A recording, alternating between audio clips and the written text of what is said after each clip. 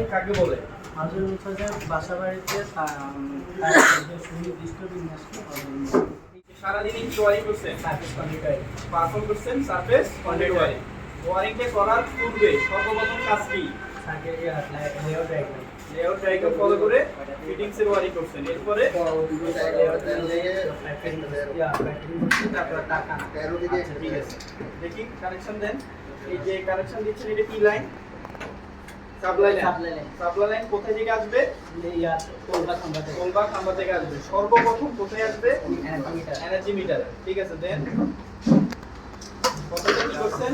প্রথমটা হচ্ছে যে আমাদের SP switch single pole switch, যেটা দিয়ে আমরা একটা ফ্যান কন্ট্রোল করতে পারি। আচ্ছা, ঠিক আছে, তারপর হচ্ছে একটা ট্রি সুইচ এসপিডিটি সুইচ, যেটা দিয়ে আমরা করিডোর বা সিঁড়িঘর আমরা ব্যবহার করে থাকি। একটা বা থেকে দুটো কোথায় কোথায় ব্যবহার করা হবে এই কানেকশনটা? করিডোর বা সিঁড়িঘরে, তারপরে double washroom, double common room, অথবা একটা বাতিকে দুই স্থান থেকে নিয়ন্ত্রণ করার জন্য ব্যবহার করা হয়। আমরা এখানে যে লাইটটা ব্যবহার করছি এই লাইটটার নাম কি? Fluorescent light. Incandescent lamp. এটার ভিতরে যে টাংস্টেনের আছে এটা হচ্ছে টাংস্টেনের তার দিয়ে তৈরি। ঠিক আছে, এগুলো কি? পিভিসি পাইপের ভিতরে কি দিয়ে তার টানা হয়েছে? ফিশার ওয়্যার দিয়ে। আচ্ছা, কাজ শেষে কি করতে হবে? জায়গা পরিষ্কার করে আমি কোয়ালিটি টেস্ট করতে হবে, কোয়ান্টিটি টেস্ট করতে হবে। তাহলে হচ্ছে কাজ একটা শেষ হওয়ার পরে আমাকে টেস্ট করতে হবে। কি কি টেস্ট করতে হবে? Quality test, quantity test. আচ্ছা, ঠিক আছে, বুঝছি। এমসিসিবি এটার পূর্ণ রূপ কি? MCCB model test certificate. Grinding machine ব্যবহার করার আগে কি করতে হবে? গ্রাইন্ডিং মেশিন ব্যবহার করার আগে আমাদের দেখতে হবে সুইচ ওপেন আছে, যাতে আমাদের কোনো দুর্ঘটনা না ঘটে। সিলিং ফ্যান যদি উল্টা ঘুরে করণীয় কি? সেটা হচ্ছে যদি সিলিং ফ্যান উল্টা ঘুরে তাহলে আমার ক্যাপাসিটর সংখ্যাটা পরিবর্তন করতে হবে। ঠিক আছে, সিলিং ফ্যান ইনস্টল করার আগে করণীয় কি? আমি সিলিং ফ্যানটা ইনস্টল করব, অর্থাৎ আমি সিলিং এ ফিটিং করব। এর আগে আমার করণীয়টা কি? ফ্যান প্রস্তুত করলাম, এর আগে করণীয় কি? আমাকে বৈদ্যুতিক সংযোগ বিচ্ছিন্ন করতে হবে। তারপরে আমি ইনস্টল করব। পাওয়ার সকেটে আপনি কত আরএমএ তার ব্যবহার করছেন? 2.5 আর লোডে কত আরএমএ তার ব্যবহার করছেন? 1.5। দেখি কমন পাওয়ার সকেটটা দেখি। এটা কত অ্যাম্পিয়ার? এটা 13 থেকে 15 অ্যাম্পিয়ার হয়ে যায়। এটা কি? এটা হচ্ছে যে এমডিবি বল প্রাইস ডিবি। এসডিবি পূর্ণ রূপ কি? Sub distribution box. এটা হচ্ছে মিনিয়েচার সার্কিট ব্রেকার। এই সার্কিট ব্রেকারগুলো কিভাবে কাজ করে?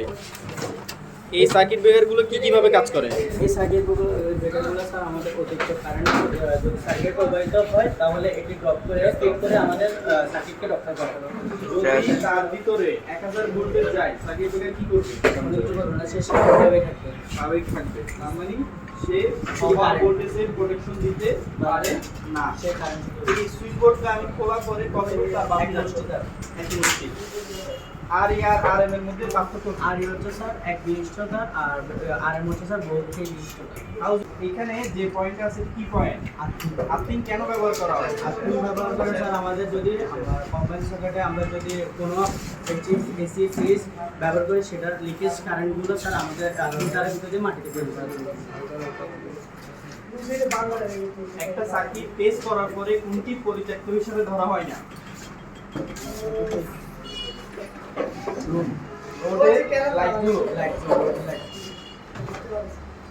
সুইচ বোর্ড ইনস্টল করার সময় আমি যখন সুইচ বোর্ডগুলো ইনস্টল করব তখন আমার প্রথম করণীয় কি?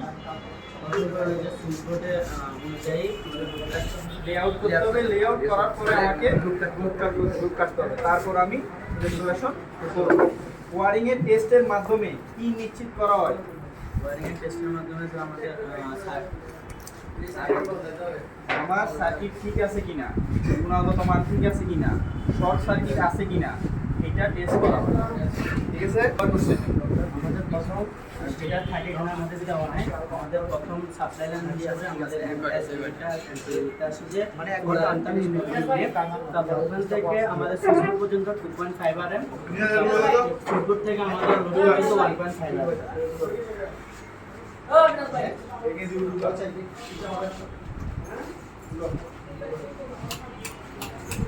এটা কি?